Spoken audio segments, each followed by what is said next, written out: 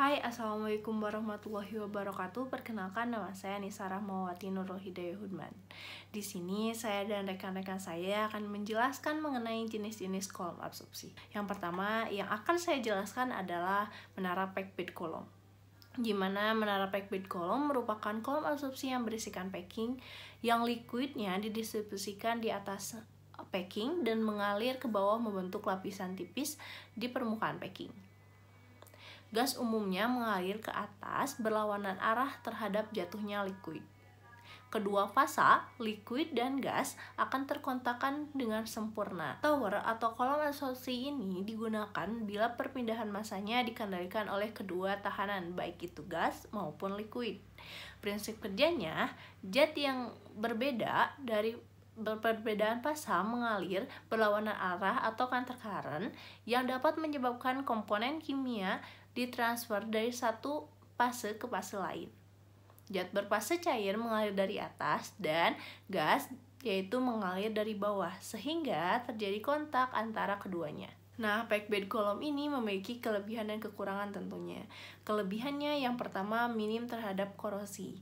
Kenapa sih dapat minim terhadap korosi? Yaitu karena material yang digunakan pada packbed kolom ini yaitu tahan terhadap korosi, baik untuk larutan asam maupun larutan-larutan lainnya yang dapat mengakibatkan korosi.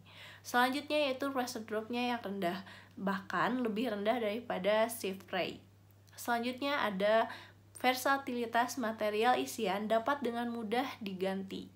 Nah, karena dapat dengan mudah diganti ini, sehingga dapat meningkatkan efisiensi, dapat menurunkan pressure drop, dan dapat meningkatkan kapasitas. Nah, selanjutnya ada kekurangannya.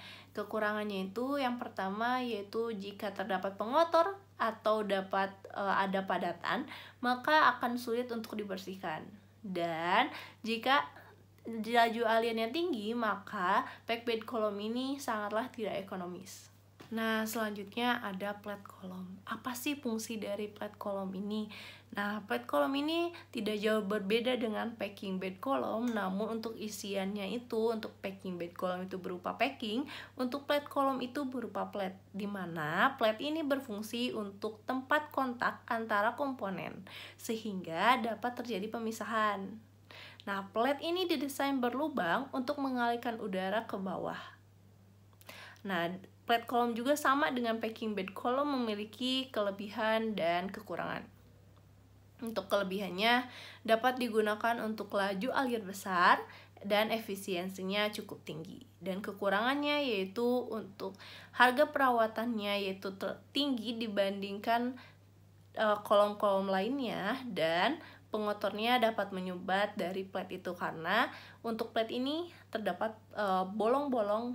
Nah, selanjutnya ada spray tower, di mana spray tower ini merupakan teknologi pada pengendalian pencemaran.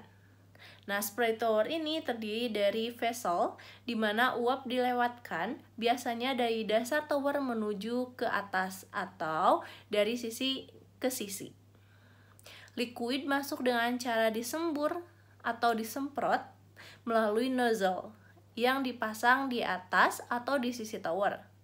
Setelah kontak dengan uap, liquid akan terkumpul pada dasar tangki. Adapun kelebihan dan kekurangannya, untuk kelebihan dari spray tower ini adalah penurunan tekanannya rendah, lalu laju alir dapat diatur dengan nozzle.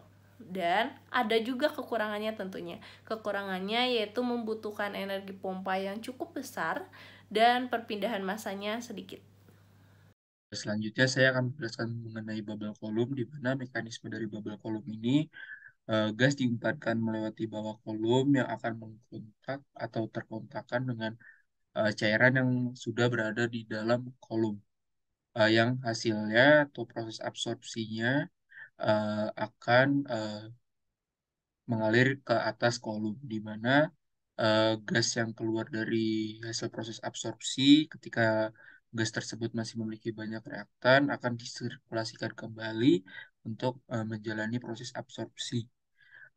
Kelebihan dari bubble column ini yaitu mempunyai konstruksi yang sederhana dan efisiensi yang tinggi, di mana bubble column juga mempunyai kekurangan. Yang pertama, prosesnya dapat terjadi back mixing, dan yang kedua, prosesnya memerlukan tekanan yang tinggi. Yang kedua ada Venturi scrubber, di mana Venturi scrubber ini mekanismenya ketika fasa gas atau fasa cair itu masuk ke dalam Venturi scrubber. Pada saat fasa tersebut melewati bagian throat, nah di dalam throat ini terdapat alat Venturi yang di mana throat ini akan mengalirkan fasa gas ataupun cair untuk dikontakkan dengan fasa yang tadi masuk ke dalam alat Venturi scrubber. Di sana terjadi proses dispersi yang hasilnya akan eh, keluar lewat dari alat Venturi scrubber. Kekurangan utama dari Venturi scrubber ini pada saat operasi eh, Venturi scrubber memerlukan pressure drop yang tinggi. Untuk selanjutnya itu ada absorpsi tipe ejektor, di mana ejektor ini merupakan salah satu jenis mesin fluida yang banyak digunakan untuk mendukung salah satu proses pada industri. Nah, ejektor pada proses absorpsi digunakan untuk meningkatkan proses penyerapan. Contohnya itu pada proses hybrid ejector absorption refrigeration systems.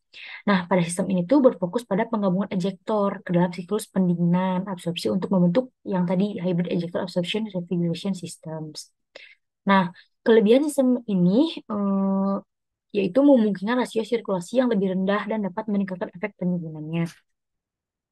Selanjutnya ada absorpsi tipe agitated vessel, di mana agitated vessel ini merupakan bejana atau kolom atau berupa vessel di mana gas dikontakkan secara langsung kepada cairannya dan nantinya akan terdispersi secara mekanis karena adanya agitator yang sesuai. Ini agitatornya. Nah, agitated vessel ini juga sering digunakan ketika proses absorpsi diikuti dengan reaksi kimia yang berlangsung lambat antara gas dan terlarut dengan beberapa unsur di dalam cairannya itu. Terus pada agregat vessel ini tuh memiliki waktu kontak yang cukup, harus memiliki waktu kontak yang cukup agar reaksi tersebut tuh dapat berlangsung. Nah, namun pada agitated vessel ini juga digunakan ketika tidak diinginkan terbentuknya produk samping dalam sebuah reaksi, sehingga dibutuhkan kendali atau kontrol yang akurat. Agitated vessel ini juga sangat cocok untuk proses yang berlangsung secara batch. Nah, tapi jika digunakan untuk proses yang berlangsung secara kontinu pun tidak akan terjadi aliran dengan arah berlawanan atau yang juga disebut dengan counter current flow di dalam satu vesselnya. Sehingga harus digunakan vessel tambahan yang disusun secara seri tuh di agitated vessel ini tuh. Nah, penurunan tekanan dalam agitated vessel ini juga lebih besar dibandingkan dengan packet tower. Ketika nilai penurunan tekanan atau pressure drop-nya merupakan faktor yang penting, maka penggunaan serangkaian packet tower mungkin dapat digunakan juga, tergantung dengan jumlah cairan yang disirkulasikan. Sekian mungkin jenis-jenis absorpsi. Assalamualaikum warahmatullahi wabarakatuh.